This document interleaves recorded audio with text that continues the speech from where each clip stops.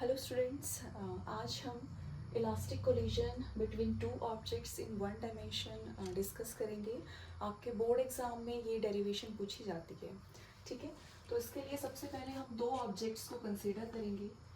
Let the first object is m1 which is moving with velocity u1, and let the second object is of mass m2 which is moving with the initial velocity u2। ठीक है, इन दोनों का मान लीजिए collision हो रहा है, and after collision the first object is moving with the final velocity v1 and the second object is moving with the final velocity v2।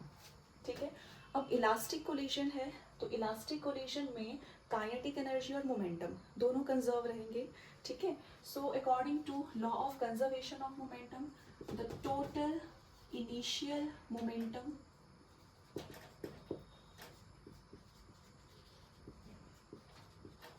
is equals to the total final momentum of the objects या फिर of the system after collision. ठीक है, तो इस पूरे system का initial momentum क्या होगा? m1 u1 plus m2 u2। ठीक है, फर्स्ट ऑब्जेक्ट का मोमेंटम प्लस सेकेंड ऑब्जेक्ट का momentum will be equals to the total final momentum of the system. Second जो आफ्टर कोलिजन है, फर्स्ट ऑब्जेक्ट का फाइनल मोमेंटम m1 v1 होगा and second object का final momentum m2 v2 होगा।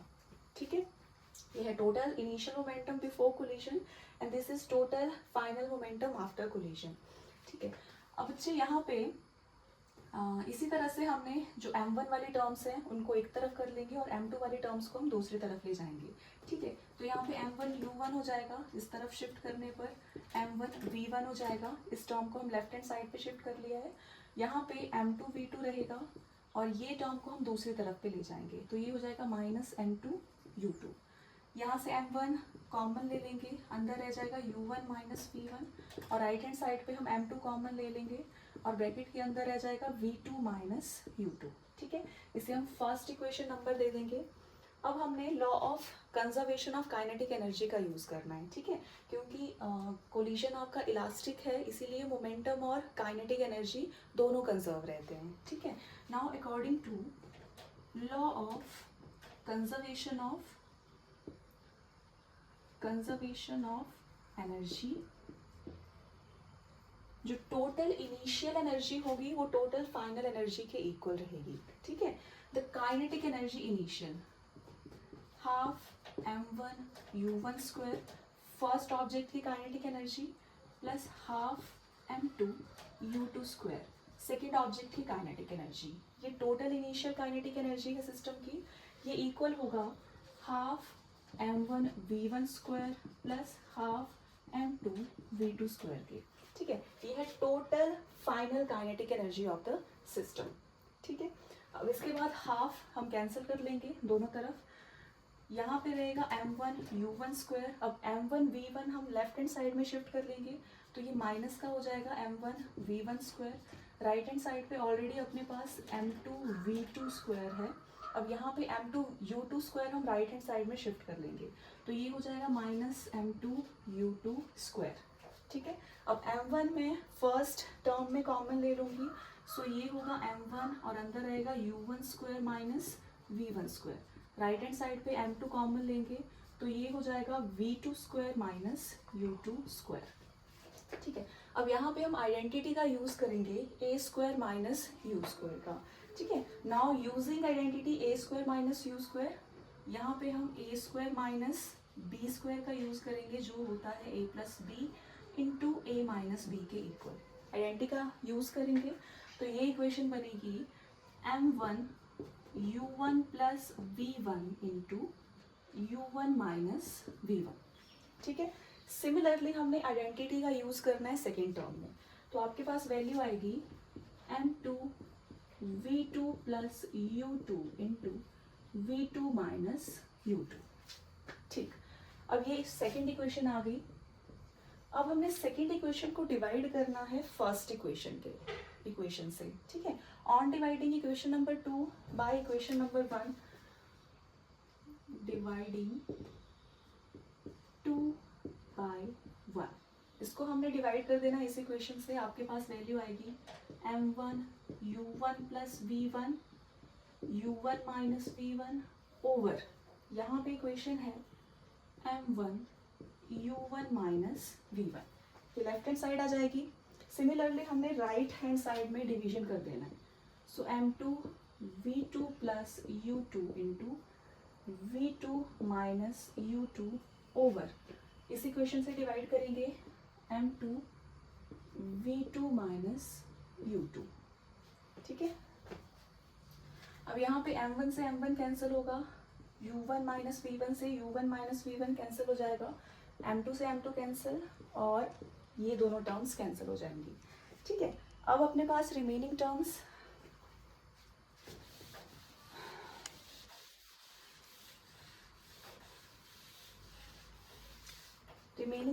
मैं यहाँ पे लिखूंगी u1 plus v1 is equals to v2 plus u2, ये आपके पास रिमेनिंग टर्म्स है, ठीक है। अब यहाँ पे u1 आ गया और इस u2 को हम लेफ्ट हैंड साइड में शिफ्ट करेंगे तो ये माइनस u2 बन जाएगा। राइट हैंड साइड में आपके पास v2 है, v1 को दूसरी तरफ ले जाके ये माइनस का v1 हो जाएगा, ठीक है। इसे कहा जाता है वेलोसिटी ऑफ अप्रोच, ठीक है। This is velocity of approach and this is velocity of separation, ठीक है, velocity of separation।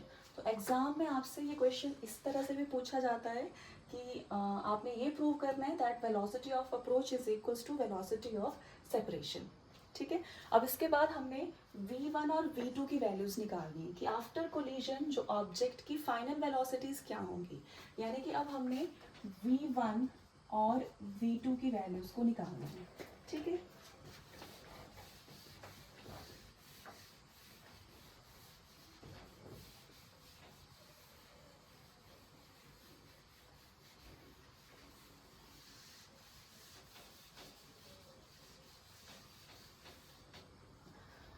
अब देखिए बेटा, ये अपने पास इक्वेशन है, यहाँ से मैं v1 की वैल्यू लिख सकती हूँ v2 plus u2 minus u1 की फॉर्म में, ठीक है। अब इस इक्वेशन को हम फर्स्ट इक्वेशन में पुट करेंगे। अब देखो, law of conservation of momentum क्या कहता है कि total initial momentum total final momentum के इक्वल होगा, तो m1 u1 plus m2 u2 is equals to हो जाएगा m1 v1 plus m2 v2 के, ठीक है।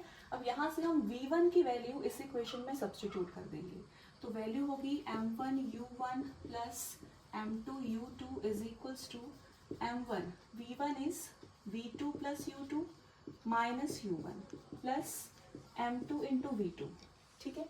अब खाली हमने इस क्वेश्चन को सॉल्व करना है, इस इक्वेशन को सॉल्व करने पर m1 u1 plus m2 u2 is equals to m1 v2 plus m1 u2 minus m1 u1 plus m2 v2, आपके पास ये इक्वेशन आ गई है, ठीक है। अब देखो, हमें v2 की वैल्यू निकालनी है, फाइनल वेलोसिटी हमें निकालनी है, तो इन दोनों इक्वेशंस को हम एक साथ कर देंगे, ये m1 v2 plus m2 v2, इन दोनों इक्वेशंस को मैंने एक साथ लिख लिया, बाकी इन दोनों टर्म्स को मैं दूसरी तरफ ले जाऊंगी, ठीक है। यहाँ पे ऑलरेडी मेरे पास m1 u1 plus m2 u2 है, बाकी इन दो टर्म्स को हम लेफ्ट हैंड साइड में शिफ्ट कर देंगे। इस टर्म को जब हमने लेफ्ट हैंड साइड में शिफ्ट किया तो ये m1 u2 होगा प्लस m1 u1 हो जाएगा, इन दोनों के साइंस चेंज हो जाएंगे, ठीक है। अब यहाँ पे देखिए, यहाँ से मैं v2 कॉमन ले सकती हूँ, तो v2 कॉमन लेने पर m1 प्लस m2 हो जाएगा राइट हैंड साइड पे, और लेफ्ट हैंड साइड पे ये m1 u1 है प्लस m2 u2 है, ठीक है, minus m1 u2 plus m1 u1, ठीक है।